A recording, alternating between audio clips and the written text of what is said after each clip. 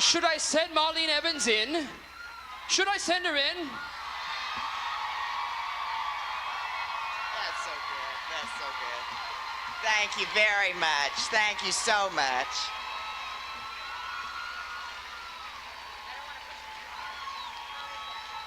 A little more. Thank you so much. Thank you very much. I appreciate that so very much. I want to talk to you tonight about there's hope for healing. I think there's hope for healing in husband-wife relationships, in child-mother relationships, in friend relationships, in job relationships, any kind of relationships we're talking about. I know there is hope for healing. I know that we, first of all, can heal ourselves. And I know that we can work right now to begin to decide what we're going to take home with us to work on to begin healing even ourselves. I know we can do that. I know what I'm working on and what I'm wanting to see healed in my life, and I'm hoping you're going to go home with what you want being healed in your life. I want actually every moment to be a healing moment. I'm not talking physically, though we all want that too. I'm talking about our emotions. I'm talking about our soul, our spirit, our personality, everything. I want every single moment to be a healing moment.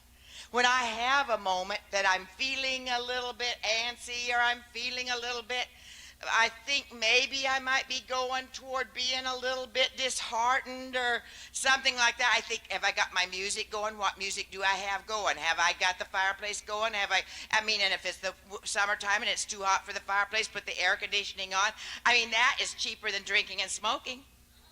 And a lot of people think that helps, but it doesn't. I hear, at least. So I don't think we take drugs or go into any of that. So we might as well have the fireplace going. Or I've got a little fountain. My husband bought me a fountain at the Cracker Barrel gift shop for $39.95, and I've got that thing going. I look around to see what is feeding and stimulating the senses, and I number them. I can hear the fountain. I can see the fountain. I could go up and taste the water in the fountain. I can touch the fountain. I can't smell it really. I guess I could put something in the water so I can smell it. Why don't I do that? Gina, take care of that. Anyway, all five senses. And I look at the fireplace and I can smell it and I can hear it and I can see it. And I look at maybe there's some fresh flowers there. And recently somebody sent me some fresh flowers, and I liked them so well. And they lasted a long time. And there are these mums in there and things like that last a really long time. But the roses kind of started wilting, and I sent it back for a refill. I mean, people want Coke refills and get it. Why not get flower refills? And when I sent it back the second time, they charged me. But they did say send it back as often as I want to, sure, as long as I pay. But anyway, I'm thinking of letting the lady know how much it costs to keep that thing maintained, who sent them. But I don't think that probably would mean for a real good relationship with her. I don't think it'd be a healing moment. Fresh flower, if you have some fresh flowers, you can bring some in, and anything, to keep our own spirits healed. So that we can work with other people and help other people heal. Home is a healing place. I want my home to be a healing place. I want to seem as if I'm a refuge, as if I'm a home to people myself. I want you to seem that way. That's what we're here for, to have a healing place. I hope we laugh a lot. We've already laughed tonight, haven't we? Laughing helps us heal. We know that. We won't even go into the fact that it's been proven. It's been proven. And if you can find something to laugh about, do anything you can. Just look in the mirror. Whatever you have to do. Just be sure that you laugh. I want healing moments, and I want them for you. I want them very much for you. I want to have close moments. I want to be a bow in the clouds. I've really loved that the last month as I've read Genesis 9 and read especially in there 12 and 16. Did y'all know that the word rainbow isn't in the Bible? Just bow. I couldn't. I looked and looked, and now I had everybody looking in the concordance, all the great Bible scholars, and they were looking in the concordance, and it's just bow. You know, we've done and I just love a rainbow. And I remember when I was a little kid and went to a Sunday school class, and they taught me about the rainbow, and that is God's symbol to us. You know that there'll never be a flood that takes the whole earth and all that, and the symbol of hope. And I have just never gotten over the fact of how gorgeous the rainbow is. And if I could be a bow in your cloud, I would love it. I would just love it. If you could be a bow in someone's cloud, I would love it. Someone's having a cloud. There are people sitting here that I'm looking at right now that I know are in a cloud. If you could be sure you watch everything you say and do so that you could be a bow in their cloud. There's a lot of hurting people here. Everyone has some hurts. And if we could laugh and be a bow in each other's cloud, how I would love that. There's hope for healing all kinds of relationships. Being a bow in a cloud will keep you from standing at a casket feeling regrets and guilt that, by the way, last a lifetime. Not just around the casket. Be a bow in the cloud now. My husband was telling me this afternoon that Brother Scott preached out at Hyles Anderson College Chapel today about the fact that just go ahead and give your parents their funeral now. I mean, now I'm hearing it through I'm not sure I got it all right. Some of you were there, but that's what I think I got. You know, and my husband's pretty accurate, but I'm not saying how much I got out of it. This is second-handed. But he was talking about just go ahead and give your parents flowers now. Just go ahead and if you need to, do something for them, do it now. Being in a bow in a cloud when you're in a nursing home, when you are in a nursing home. Being a bow in a cloud when you want special food. When you want your clothes washed, right now, you won't have to think, I guess this is how my mother felt, and I thought she was being manipulative.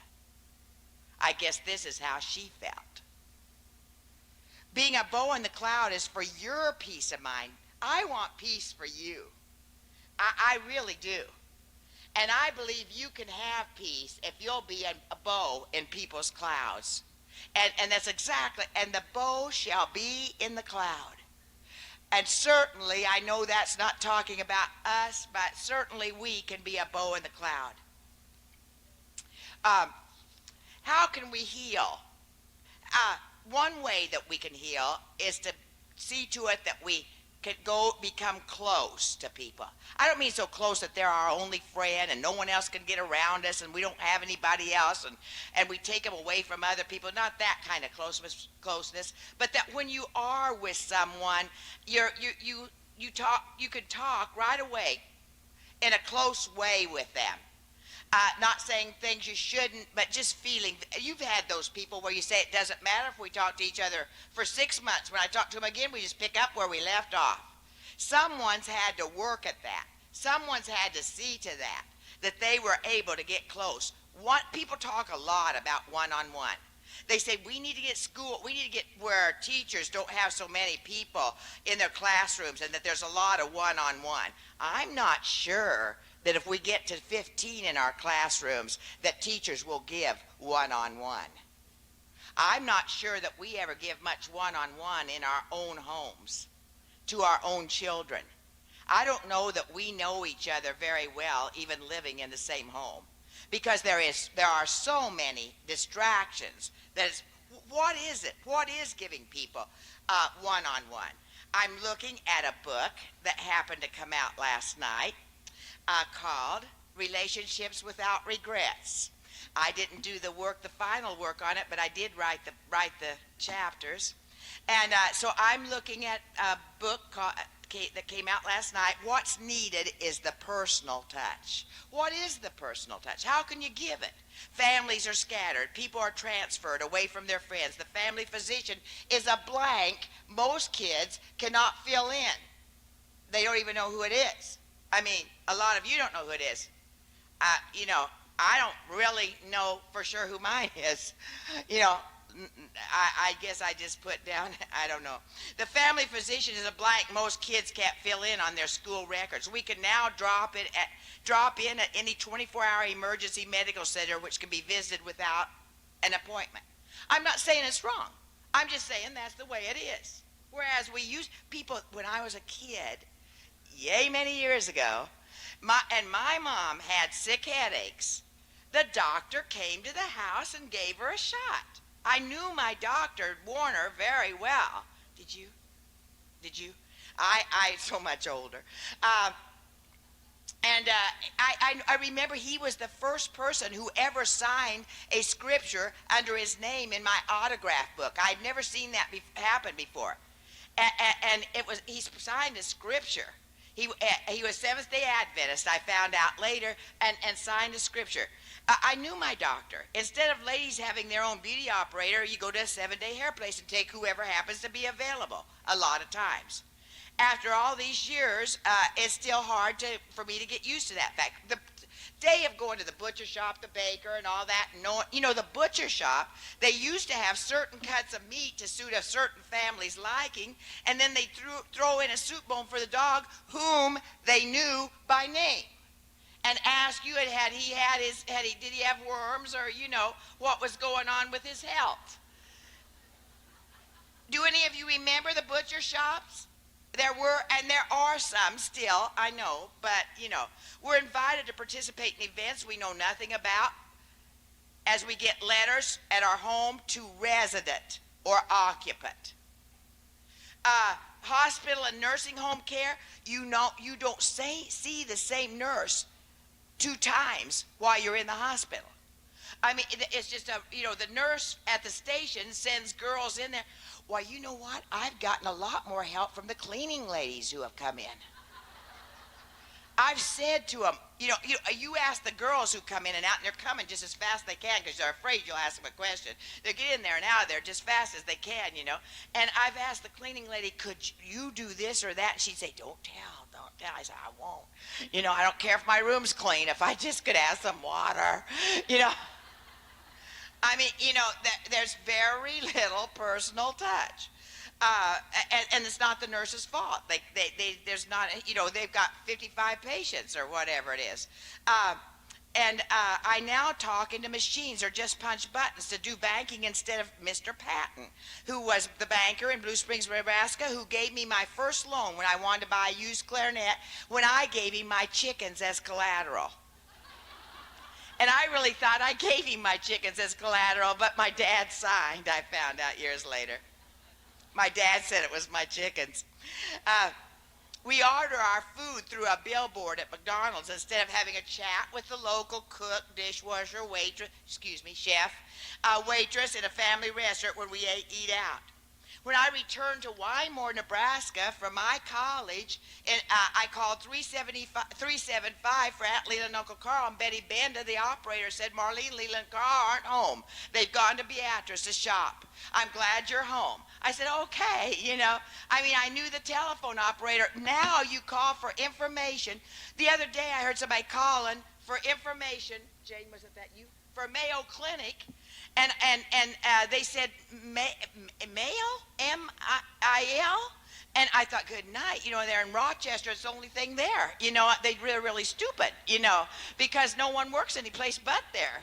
15,000 support group people and 2,000 doctors, and they don't know Mayo Clinic. I said, Jane, find out where they're from. Where are they? She said, where are you from? Where are you? And they said, Virginia.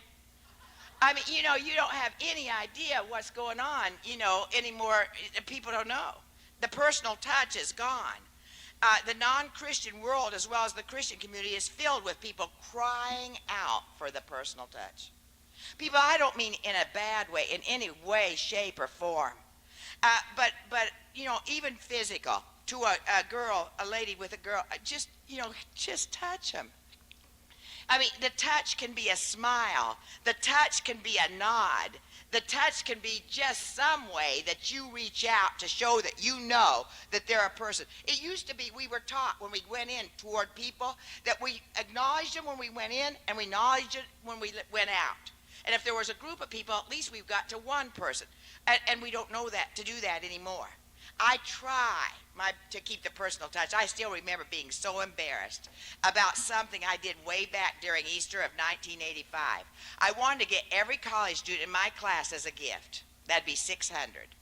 So that was 600 at that time. Some ladies who were helping me suggested a seed of some kind, as it would be something inexpensive which would grow. Well, I've done that in little classes with little kids. But I mean, I thought, my goodness, we're talking married men, and they're going to carry around a little cup, with dirt in it. I found myself.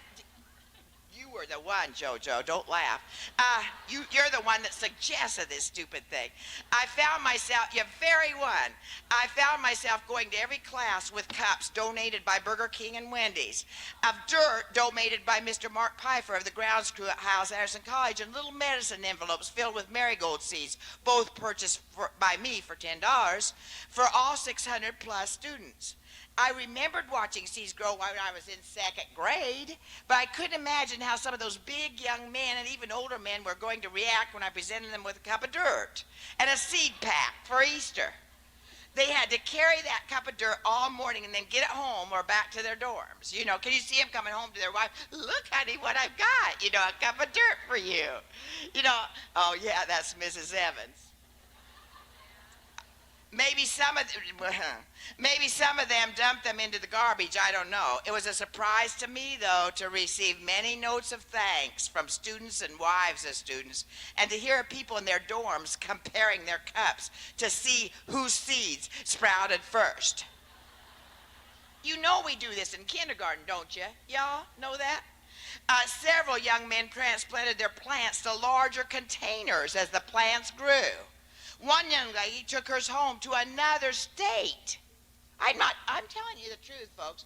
I'll tell you when I lie. To another state for the summer and planted it in her yard and remembered me, she said. The only thing I could think is that they gave me credit for trying for the personal touch. A Christian who cares about the individual is living in a time when she is you're desperately needed. You're desperately needed. God has put a great desire in all of us, and that is the desire to be needed. Jesus gave the personal touch so many, many times when he was on earth. One example talks about he's walking by the Sea of Galilee, seeing two fishermen at work, and saying, "Follow me." The result was that they straightway followed him. Then they found two more men mending nets, and they immediately followed him after he called them. And from there it was on to Galilee and Syria, where he touched and helped many individuals, which led to great multitudes. That's from Matthew 4:18 through 25. Some of us want to be the salt of the earth and the light of the world. I want to be so much. I'm not saying I am. I'm a wannabe. I'm a salt and light wannabe. And I am sometimes, I believe. I'm wanting that for you. And some of you are a lot more than I am. But I'm wanting it for all of you. And that's why we're having home as a healing place. Any place where there's healing, you'll be giving the personal touch. They'll be coming to you. You say, how do you? They'll be coming to you. Even if in whatever way you give it, if it's just giving them a little wink of the eye, it's giving them a little nod, just anything. And some of us want to be the salt of the earth and the light of the world to crowds, though, without ever giving the individual personal touch first. Let's give that personal touch and be used of God. I sat back there on the next to the back row a week ago Sunday night, and I've not forgotten it. I'm sure it's because I haven't been able to be at church for quite a few weeks. Many, many weeks. And I felt I could come to church a week ago Sunday morning, but I thought I ought to come in late, leave early, be where I could get out if I had to be, and I was next to the back row, right over there. And in front of me were three little girls with a grandmother, 9 and 11 and 12, I think. Two of them were together, and they were talking, the 9 and 11, and that's all they were doing was talking. They were not mean, and they were not ugly, and they were not doing terrible things, but they were talking. We were having communion service and preaching and all of that, And I just leaned up, and first I started courting those little girls. First I reached up and just put my hand on their arm and didn't say anything about their talk, and slipped them $1 for the offering or whatever else they happened to go do with it, suggested offering.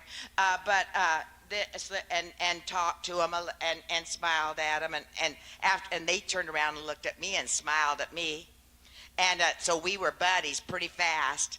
And then I reached out to the lady and said, would it be all right if I sat? I'd like to say, I like the girls here. And she said, oh, they're so, and I said, oh, I've got grandchildren. Besides that, I have a hard time talking myself. I have a sister who's such a blabbermouth that when we sit together, we have a terrible time talking.